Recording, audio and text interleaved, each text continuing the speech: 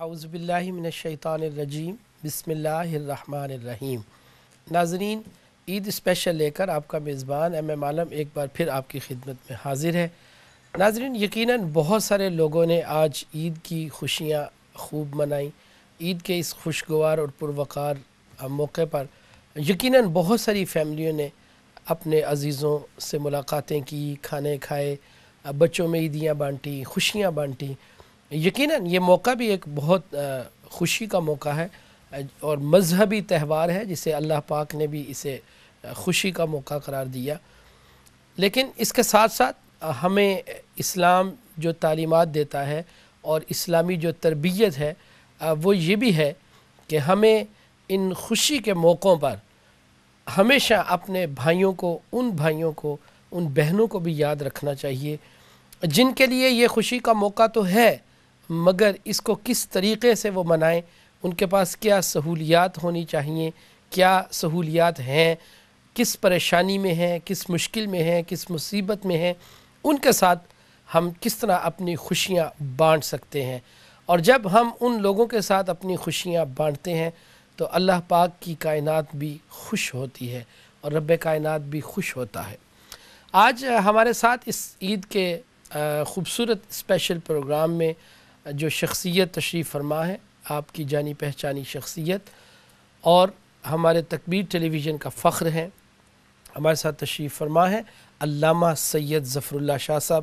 شاہ صاحب، ہم آپ کو خوش آمدید کہتے ہیں۔ بہت شکریہ، بہت نوازش۔ شاہ صاحب قبلہ، ہم آج عید کے اس پروقار موقع پر چاہیں گے کہ تھوڑا سا ہم اس طرف گفتگو کریں کہ اللہ پاک نے جو ہمیں خوشیوں کے موقع عطا کیے، یقیناً یہ بہت خوشگوار اور بڑے باسعادت لمحے ہیں، لیکن اسلام کس طرح اجازت دیتا ہے کہ ہم خوشی کو کس طریقے سے منائیں؟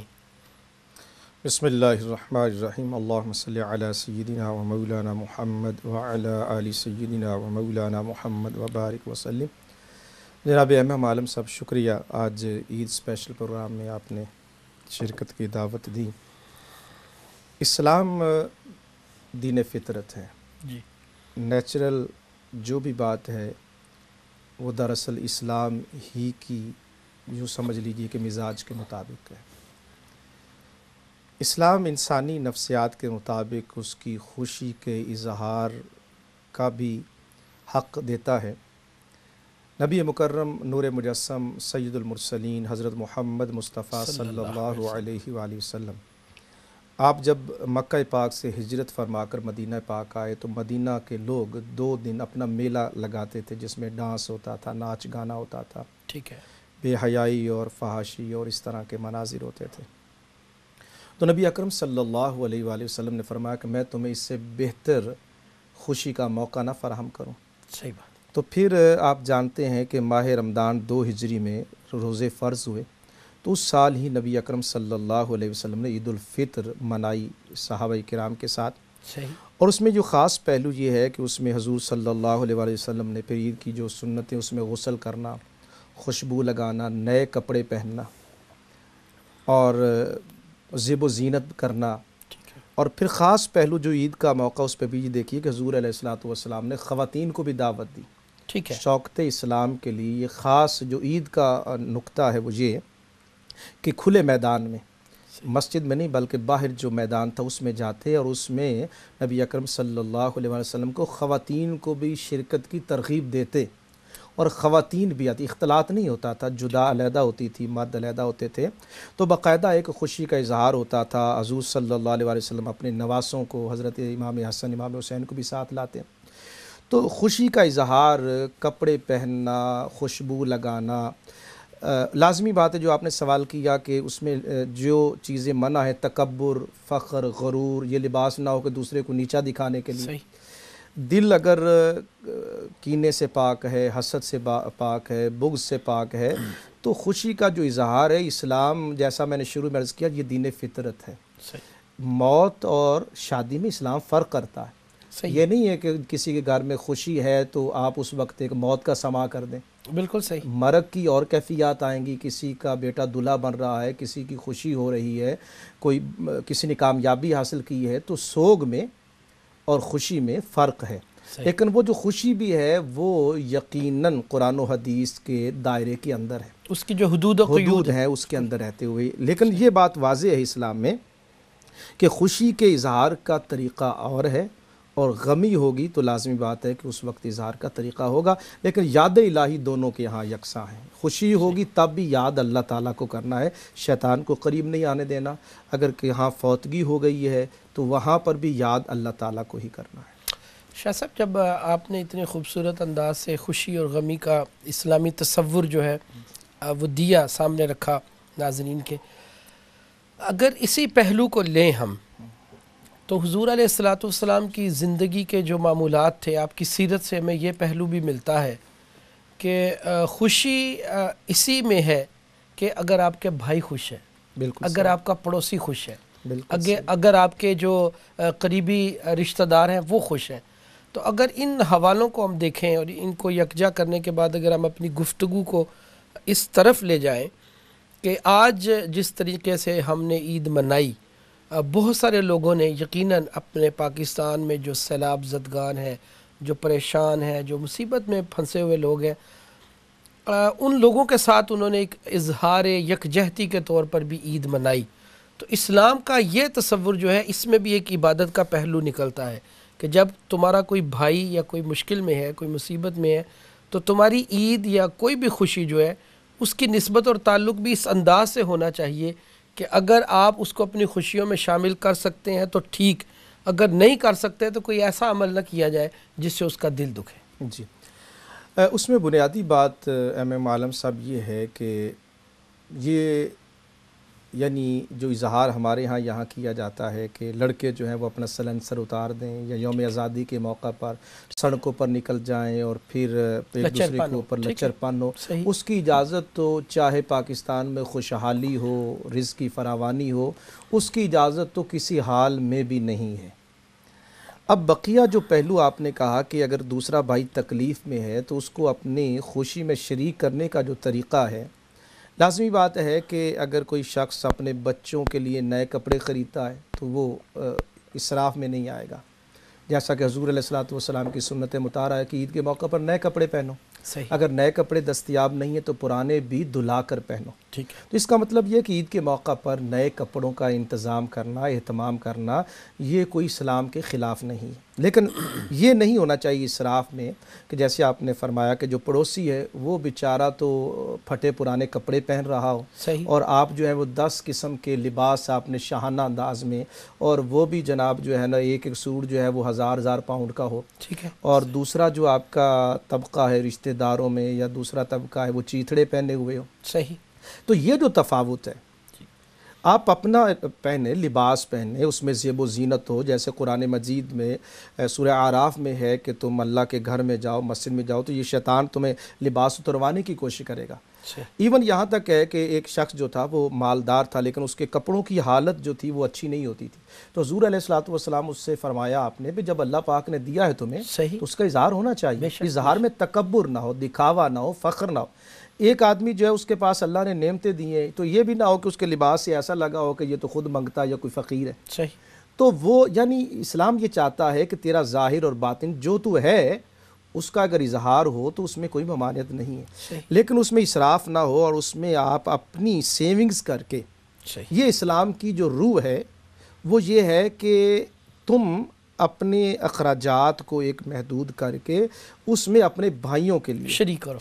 شریک تب بھی کر سکتا ہے جب بندہ اسراف سے بچے گا، لیکن اپنے شانہ اخراجات ہوں گے تو یہاں آپ دیکھتے ہیں کہ جو آخری دنوں میں پھر وہ کریڈٹ کارڈ سے جو ہے نا وہ پہلے لے تھے خود بیچارے، اس کی وجہ یہ کہ سیونگز نہیں ہے، جب سیونگز نہیں ہوگی تو پھر آپ کسی کو دے نہیں سکتے۔ تو اسلام تو یہ چاہتا ہے کہ دوسروں کو اپنی خوشی میں شریک بھی کیا جائے اور ان کے غم کو بانٹا جائے، جیسا کہ وہ آپ واقعہ جانتے، جنگ کا موقع تھا تو پانی کے لیے وہ کہتے ہیں میں گیا اور دیکھا تو میرا بھائی پیاس سے تھا تو میں بھی اس کی طرف بڑھا تو آگے سے آواز آئی اللہ آتش، تو وہ کہہ رہا کہ مجھے پانی نہ پلاؤ بلکہ اس میرے بھائی کو پانی پلا دو، وہ آگے جاتے ہیں، پھر آگے سے صدا آتی ہے۔ اب دیکھیے حافظ صاحب قبلہ کہ وقت موت کتنی شدت ہوتی ہے، صحیح بات، جان نکل رہی ہوتی ہے، بندے پر یہ کیفیت ہوتی ہے، لیکن وہ جذبہ کیا تھا، وہ کون سی قوت تھی جو اس بات پر اس صحابی کو مجبور کر رہی تھی کہ میں تو چاہے مشکل میں ہوں لیکن آخری لمحے بھی اثار کا وہ جذبہ کہ میرا بھائی پانی پی لے تو میں اس کے بعد پیوں گا. کیا بات. یہ جو جذبہ یہ اسلام کی روح ہے. ماشاء اللہ. شاہ صاحب ایک کالر ہے جی ہمارے ساتھ, ان کو شامل کرتے ہیں جی. السلام علیکم. السلام علیکم. السلام علیکم. السلام علیکم برادر. وعلیکم السلام. آپ کی آواز نہیں ہم تک پہنچ پا رہی. ایک منٹ. آپ ٹھیک؟ جی جی. السلام علیکم. وعلیکم السلام برادر. آپ کو عید مبارک جی. آپ کو بھی سب بھائیوں کو عید مبارک. خیر مبارک. بہت شکریہ.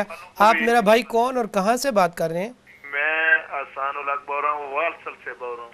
ماشاء اللہ. احسان الحق. جی جی جی کہیے, کیا کہیں گے؟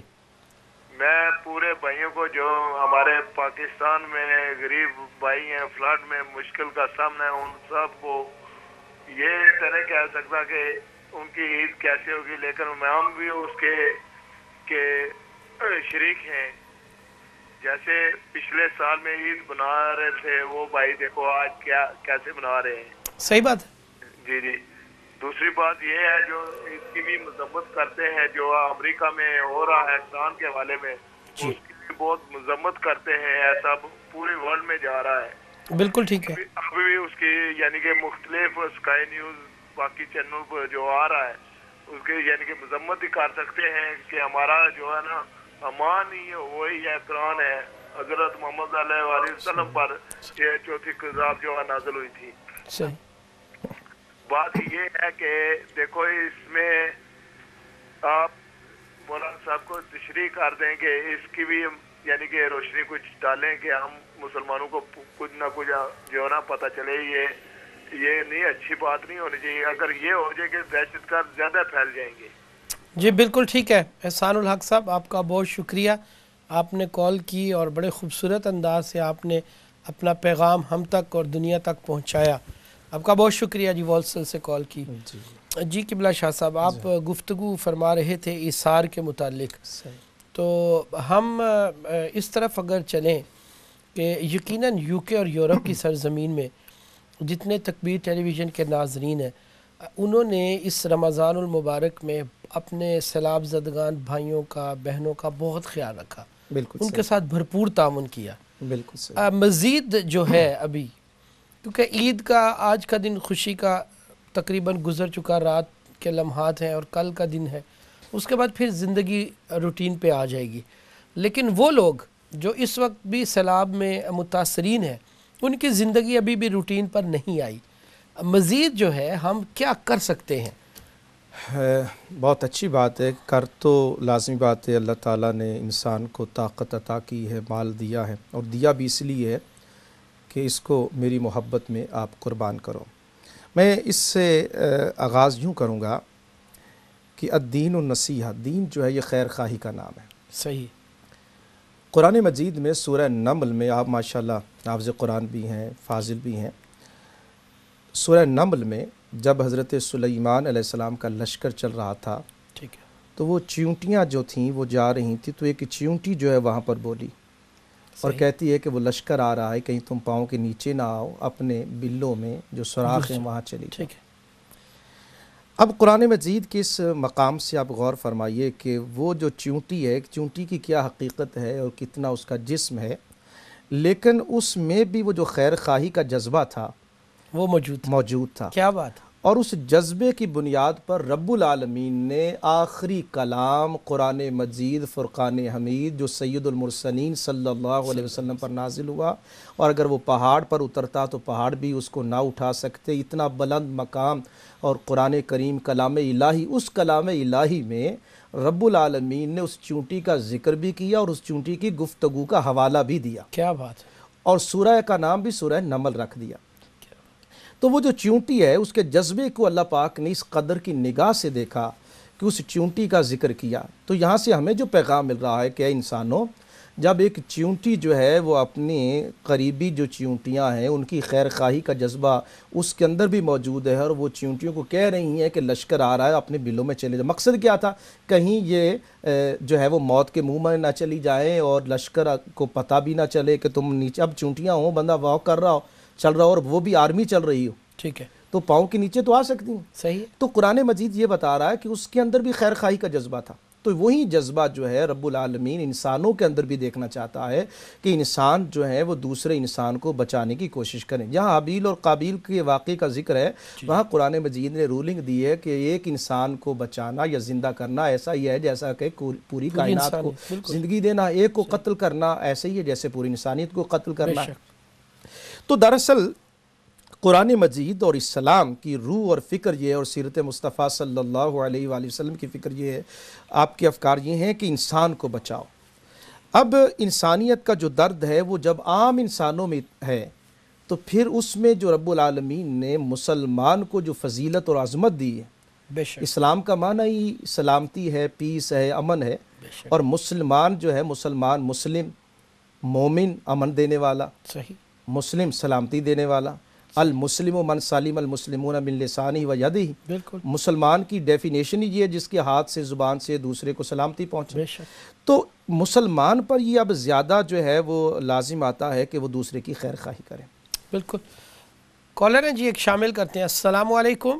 السلام ورحمۃ اللہ وبرکاتہ. جی میرا بھائی آپ کی آواز ہم تک نہیں پہنچ پا رہی. السلام علیکم. السلام ورحمۃ اللہ. السلام علیکم. شاید کال ڈراپ ہو چکی ہے. شاہ صاحب قبلہ بڑے خوبصورت. ابھی بھی اگر ہم مسلمان جی جتنے مسلمان ہیں ہم اگر اپنی زندگی کا منشور اس طرح بنا لیں جی کہ آج سے ہی ہم یہ تہیہ کر لیں کہ ہم جو ہے اعتدال کی زندگی گزاریں گے، جیسے کہ آپ نے پہلے اسراف کا نام لیا. جی اعتدال کی زندگی گزارنے میں یہ ہے کہ ابھی پاکستان میں بہت ضرورت ہے بالکل صحیح. یہاں کے لوگوں کے تعاون کی. بالکل اور اگر ابھی سے ہم اپنے کھانے پینے میں، ہم اپنے لباس میں، ہم اپنے رہنے سہنے میں، اپنے زندگی کے معمولات جو ہیں ان میں زندگی کو اس طرح گزارنا شروع کر دیں کہ اگر ہم اس سال میں 10 جوڑے بناتے ہیں تو اب ہم 6 بنا لیں گے. صحیح. اگر ہمارا کھانے پینے میں یہ ہے تو ہم اس میں تھوڑی تھوڑی کمی لیں. بالکل تو اس سے کیا ہوگا کہ ہمارے پاس اس طرح اناج اور رقم اس طرح بچنا شروع ہو جائے گی کہ ہم اس حصے میں سے جو ہے اپنے ان بھائیوں کی مدد کر سکتے ہیں. بالکل صحیح. یہ بھی ایک اسلام نے ہمیں تربیت. یہ تو حافظ صاحب یہ تو اسلام کی روح ہے. روح اس اعتبار سے ہے کہ جب ہم نبی مکرم نور مجسم سید المرسلین حضرت محمد مصطفیٰ صلی اللہ علیہ وآلہ وسلم کی سیرت طیبہ کا مطالعہ کرتے تو سرکار کا بچپن ہی لیجیے. صحیح. اماں حلیمہ رضی اللہ تعالیٰ عنہ فرماتی ہیں کہ حضور صلی اللہ علیہ وآلہ وسلم میری ایک طرف کا دودھ پیتے تھے، دوسری طرف کا دودھ جو ہے وہ نہیں پیتے تھے. سبب یہ تھا کہ وہ جو دودھ پیتا آپ کا بھائی تھے ان کی خاطر ایک حصہ تو آپ نے پیا، دوسرا حصہ اپنے بھائی کے لیے چھوڑ دیا. کیا بات ہے. اب بچپن میں جو سیرت مصطفیٰ صلی اللہ علیہ وآلہ وسلم سے ہمیں میسیج مل رہا ہے کہ محمد صلی اللہ علیہ وآلہ وسلم کی ذات وہ جو بچپن میں بھی اپنے بھائی کے حصے کا خیال رکھتا ہے. کیا آگے چلیے. اب مکہ پاک میں 25 سال کی عمر پاک نبی اکرم صلی اللہ علیہ وآلہ وسلم کی جب سیدہ خدیجہ الکبریٰ سلام اللہ علیہا ان کی 40 سال عمر تھی جب نکاح ہوتا ہے. صحیح. اب سیرت کی کتابوں میں دیکھیے کہ سیدہ خدیجہ الکبریٰ یہ رئیسہ عرب کہلاتی تھی. صحیح. ان کی جو دولت تھی وہ کروڑوں میں تھی اور لمبا چوڑا کاروبار تھا، تجارت تھی. اب دیکھیے کہ جب نبی اکرم صلی اللہ علیہ وسلم غار حرا سے واپس آئے ہیں اور زملونی کہا ہے، اس موقع پر بخاری شریف میں دیگر مقام پر جو سرکار صلی اللہ علیہ وسلم کا خطبہ ہے وہ حضرت خدیجہ الکبریٰ نے جو عرض کیا کہ اے محمد صلی اللہ علیہ وسلم میں آپ کو جانتی ہوں، آپ مقروضوں کے قرض اتارنے والے ہیں، مہمان نوازی کرنے والے ہیں، بھوکھوں کو کھانا کھلانے والے ہیں، یتیموں کے سر پر دست شفقت رکھنے والے. بیوی اپنے خاوند کی اس کردار کی عکاسی کر رہی ہے. جو پراپرٹی تھی نبی اکرم صلی اللہ علیہ وآلہ وسلم کے پاس وہ کہاں چلی گئی ساری؟ وہ چند سالوں میں وہ دولت غربا مساکین میں حضور علیہ الصلوۃ والسلام نے خرچ فرما دی. اور پھر اس کے بعد یہ عالم تھا کہ گھر میں چولہا نہیں جلتا تھا. اس کا مطلب یہ نہیں تھا کہ وہ کوئی آپ مجبور تھے. وہ جو دولت ہوتی تھی آپ کی ازواج بھی، آپ کی جو ہے وہ بیٹیاں بھی وہ خرچ کر دیتی تھی. اور میں آپ کے جواب کے حوالے سے آگے مزید چلتا ہوں. اب حضور علیہ الصلوۃ والسلام نے جو آپ نے فرمایا کہ کپڑے ہیں اور اس میں سے اگر ہم دوسروں کے لیے اعتدال اور حضور علیہ الصلوۃ والسلام نے کپڑے تو اپنی جگہ، اب دیکھیے بنیادی بات ہے کہ گھر میں سالن پکتا ہے نا، تو حضور صلی اللہ علیہ وسلم فرماتے ہیں کہ اگر سالن پکایا کرو تو اس میں شوربہ زیادہ کر دیا کرو. کیا بات ہے. ہو سکتا ہے تیرے ہمسائے کو یہ کیفیات، ہو سکتا ہے یہاں برطانیہ یورپ میں نہ ہو، لیکن اگر آپ پاکستان کے تناظر میں جائیں، ایک دیہات میں ایک مزدور بیچارہ ہے جو چٹنی سے کھانا کھاتا ہے، اور وہ چٹنی جو ہے دھنیا لے کر اس میں مرچیں ڈال کر اور وہ چٹنی بناتا ہے اور اس میں تھوڑی سی لسی ڈال کر اور وہ بھی سوکھی روٹی کے ساتھ کھاتا ہے.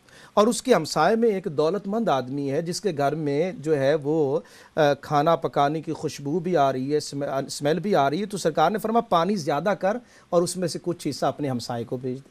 صحیح. اور اسلام اتنا حساس دین ہے قبلہ کہ حضور صلی اللہ علیہ وسلم فرماتے ہیں کہ اگر تیرے گھر میں کوئی پھل آئے، کوئی شے آئے، تیرا پڑوسی غریب ہے تو ان کے بچوں کو دے، اگر نہیں دے سکتا تو ان کے جو چھلکے ہیں یا ان کا اظہار ہے گلی میں نہ ڈال، تاکہ وہ بچے دیکھ کر جو ہے بیچارے ان کے احساسات پر جو ہے وہ اثر نہ پڑے. کیا بات ہے. اب یہ جو احساسات ہیں آپ کو کہاں نظر آئیں گے؟ یہ علیحدہ بات ہے کہ ہم مسلمانوں کے رویے اور ہو گئے، ہمارے ہاں پاکیزگی نہ رہی، سڑکیں ہمیں صاف کرنے کا سلیقہ نہ رہا.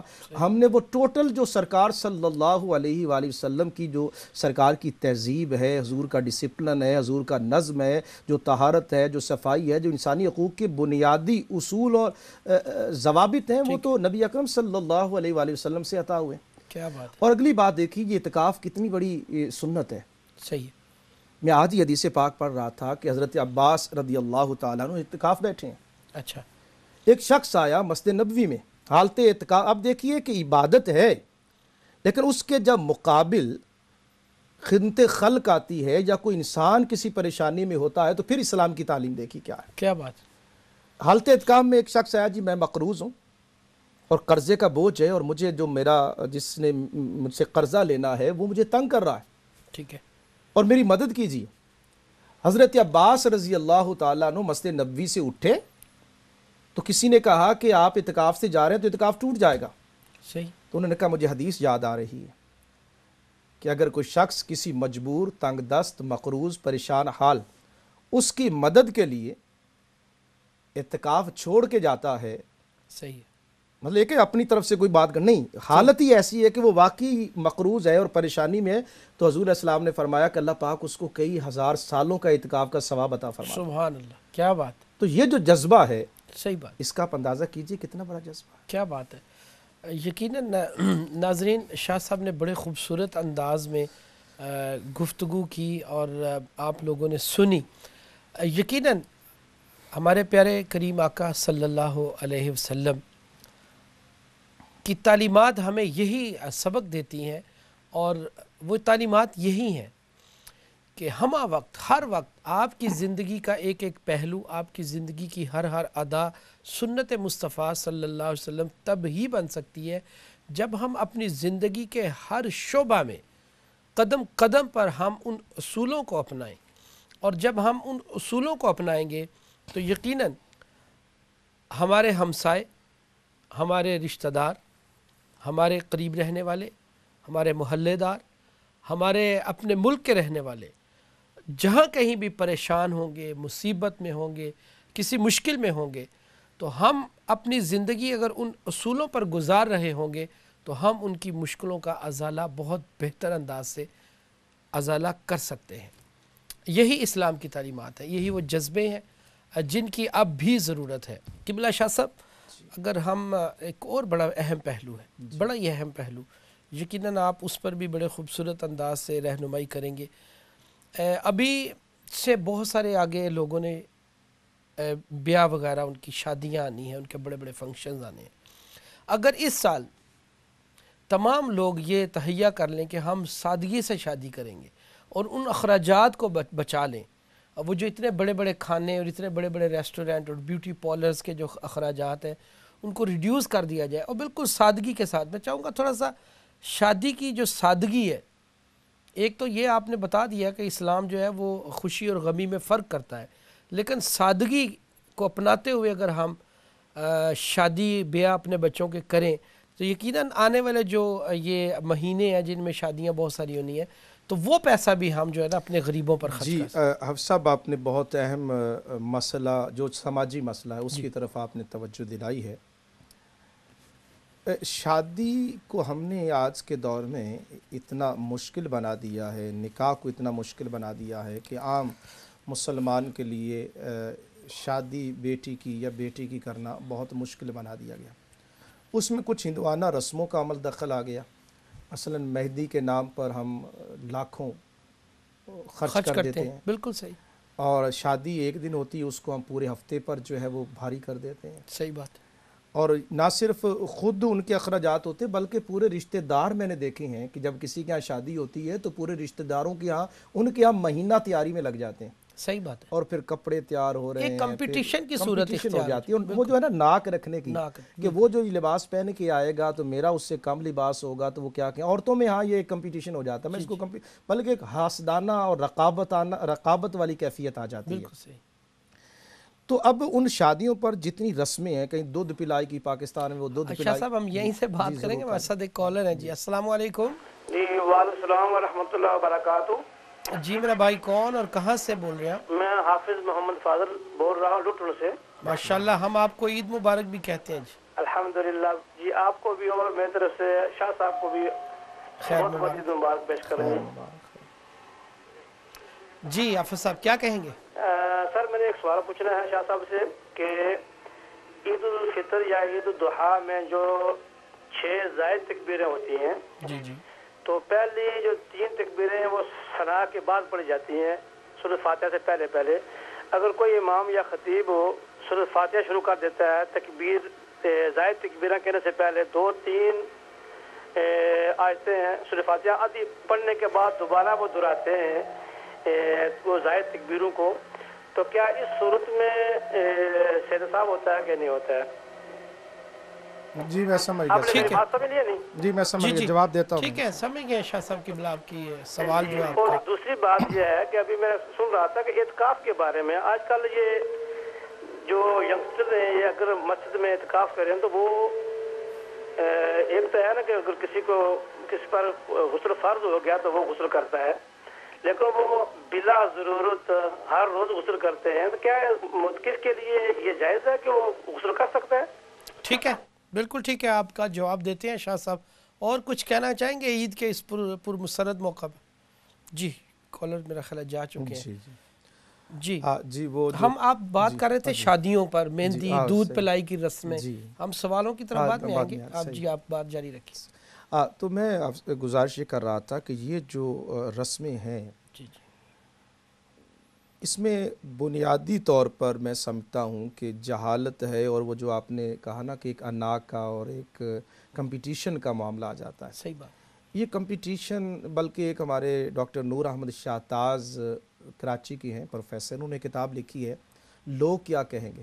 اچھا، انہوں نے پورا لکھا ہے کہ اگر شادی ہوئی ہے تو میں نے یہ نہ کیا تو لوگ کیا کہیں گے، صحیح ہے، میں نے بیٹی کو اتنا زیور نہ ڈالا تو لوگ کیا کہیں گے۔ صحیح بات۔ اور اسی میں یہاں تک کہ باپ فوت ہو گیا ہے تو اب میں نے اس کے 40ویں پر 40-50 دیگیں نہ پکائیں تو لوگ کیا کہیں گے؟ لوگ کیا کہیں گے۔ صحیح بات۔ اور وہ جو بیٹا ہے وہ قرضہ لے کر جو ہے وہ 40ویں پر دیگیں پکا رہا ہے، خود نہیں، اگر طاقت ہے تو ایک جدا بات ہے، لیکن وہ قرضہ لے کر جناب کہ لوگ کیا کہیں گے، باپ فوت ہوا ہے تو اب اس نے اتنا ہی کچھ نہیں کیا، وہ ایک ولیمے کی شکل ہو جاتی ہے فوتگی پر بھی۔ صحیح بات۔